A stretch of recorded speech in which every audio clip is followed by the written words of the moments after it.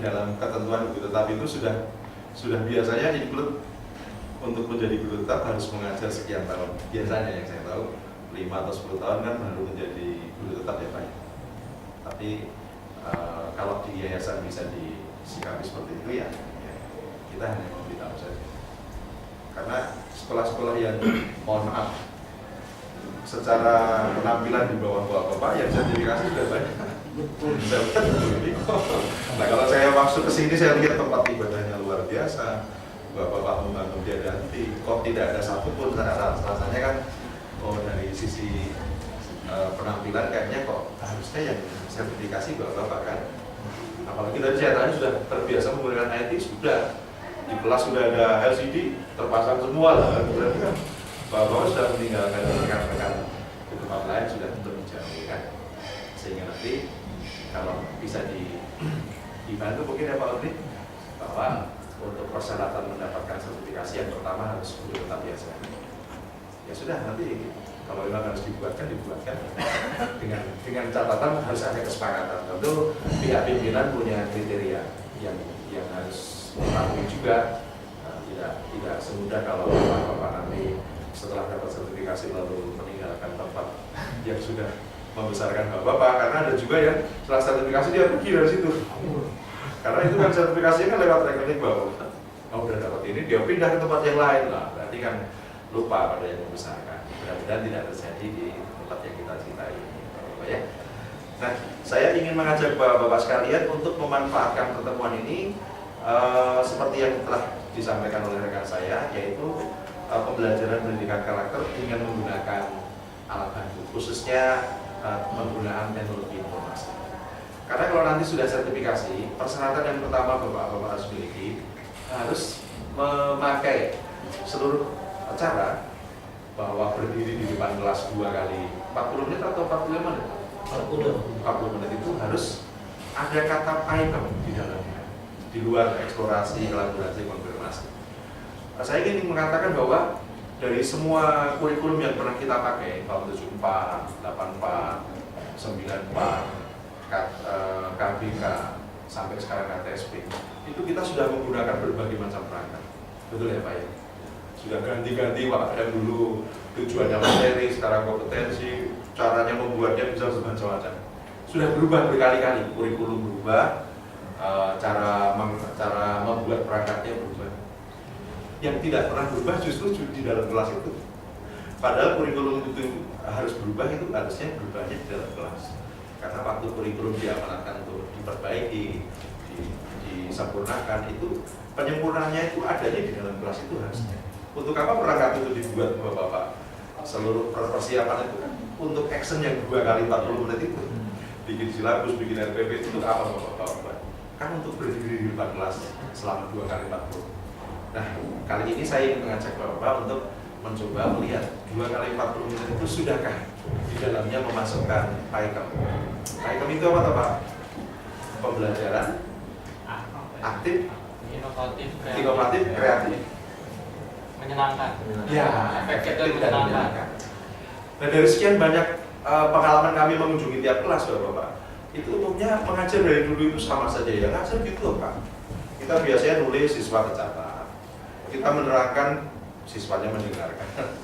Kita meminta anak menulis, dia lakukan semuanya. Jadi kadang-kadang kalimatnya sangat mudah ditebak. Perhatikan, dengarkan, lakukan, kerjakan, dan akhirnya kumpulkan. Itu di semua sekolah gitu kan. Jarang yang mari, ya yang kata mari itu yang kadang-kadang mari apa? Waktu Bapak mengucapkan kata mari itu di dalamnya ada aktivitas siswa. Tapi semua sekolah yang pernah kami kunjungi rata-rata, baik yang bagus, yang baru, yang sedang, itu umumnya berbentuk perintah. Kata perintah itu identik dengan kata-kata tadi, perhatikan, dengarkan, kumpulkan, kerjakan dan kumpulkan Bapak. Jadi, lalu Bapak udah kumpulkan, ditinggalkan. Kemana Pak? Keluar dulu kan? Dan tidak ditinggalkan. Tapi saya akan kenalan dulu Bapak-bapak. Ini rencana saya ingin mengajak sharing dengan Bapak Ibu tentang ini. Kita mulai saja. Gambarnya seekor kucing yang sedang tidur lelap. Kita mulai, sudah tenang Bapak ya. Nah, ini nama singkat saya. Jadi Wirawan. Jadi lahir di Semarang 49 tahun yang lalu. Ditugaskan sebagai pengawas bersama dengan Pak Rukni. Itu senior saya. Pak Rukni itu sudah dianggap sesepuh di kantor. Ini keluarga saya, satu istri dengan 3 orang putra putri. Istri satu Pak? Satu aja. Yang pertama baru semester ke-7 sedang menulis skripsi. Yang kedua SMA kelas 3 dan yang ketiga alhamdulillah saya dianugerahi putra yang berumur 4 tahun. Jadi jarak yang kedua dan ketiga ini jaraknya 15 tahun. Maka kata Pak Udi sama teman-teman saya kebobolan Pak, padahal saya berusaha keras untuk itu. Sudah besar itu anaknya sudah buat acara masing-masing ke kampus Pak, ya udah ada kegiatan di sekolah Pak, ya sudah ditinggal berdua, ya sudah kami NGMP dan terjadilah luar biasa itu dalam hidup saya diberi karunia putra yang ketiga. Bapak-bapak yang saya hormati, izinkanlah saya memulainya dengan memperkenalkan lebih jauh. Ini aktivitas saya sebagai di luar pengawas, itu sebagai trainer software pesona edukasi.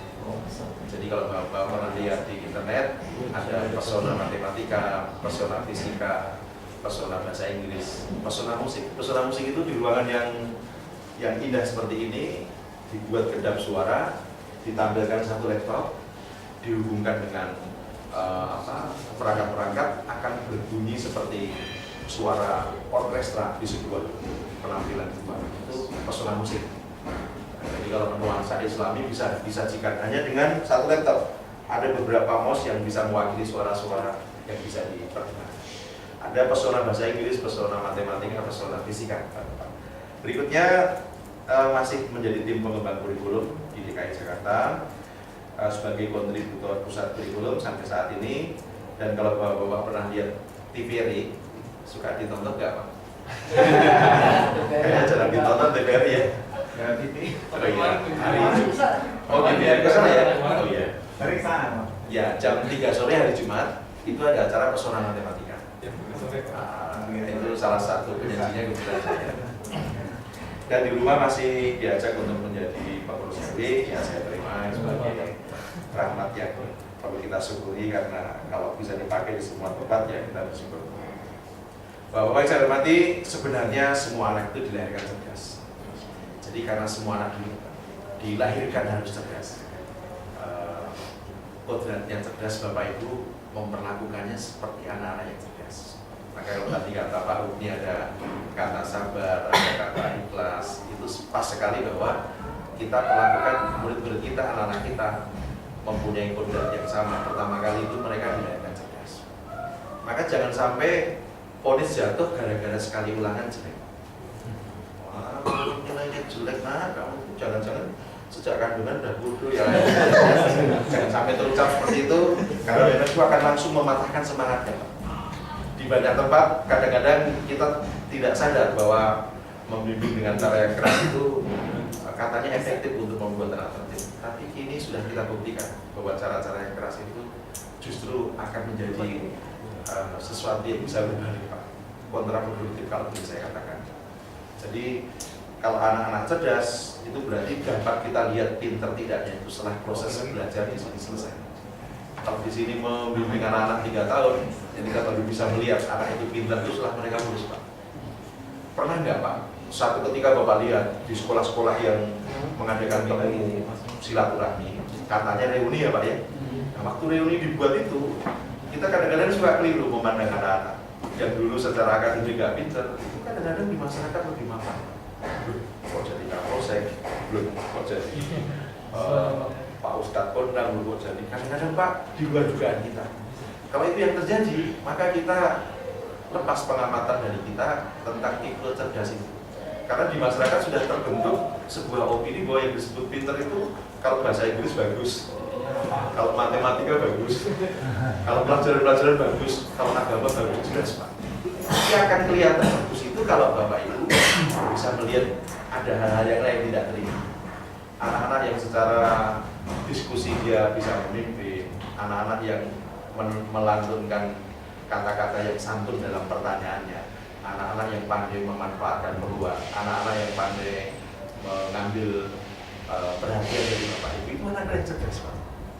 Anak yang pandai berolahraga, itu anak cerdas Pak. Anak yang bisa mempunyai keterampilan berdakwah yang bisa memberikan contohnya, itu anak yang cerdas Pak. Karena justru yang dipakai di masyarakat yang itu Pak. Kalau pinter matematika, pinter bahasa Inggris, pinter bahasa Indonesia itu jelas.